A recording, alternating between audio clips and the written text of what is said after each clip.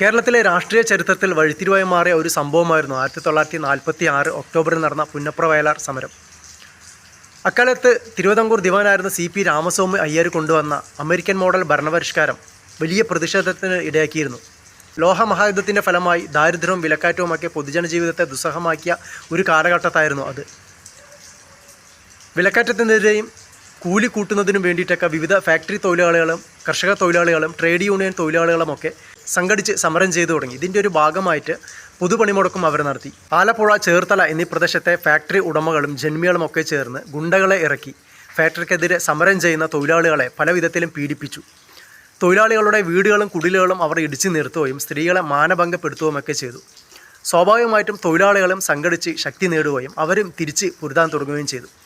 അങ്ങനെ 1946 ഒക്ടോബർ 1 സമരമേഖലാ പ്രദേശങ്ങളിൽ ദിവാനായ CP കരിനിയമം പ്രഖ്യാപിച്ചു.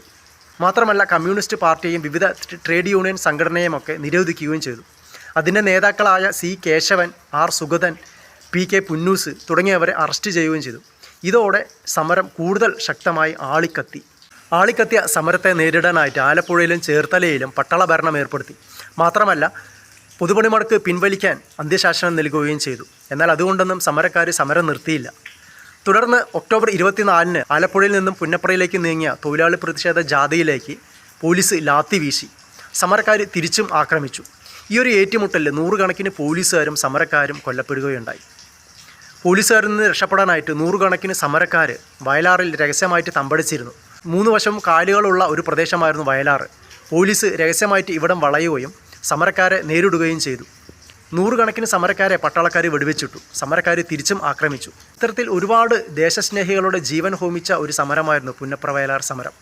പൊതുപണിമുടക്ക് പിന്നീട് പിൻവലിച്ചെങ്കിലും സമരം ഉടനെ ഒന്നും ഫലം കണ്ടില്ല. എങ്കിലും അടുത്ത ഒരു കൊല്ലത്തിനുള്ളിൽ ദിവാൻ ഭരണം അവസാനിക്കുകയും തിരുവിതാംകൂർ ഇന്ത്യൻ യൂണിയനിൽ ലയിക്കുകയും ചെയ്തു. കമ്മ്യൂണിസ്റ്റ് പാർട്ടിയുടെ ചരിത്രത്തിൽ ശ്രദ്ധേയമായ ഒരു അധ്യായമാണ് ഈ പുന്നപ്ര വയലാർ സമരം.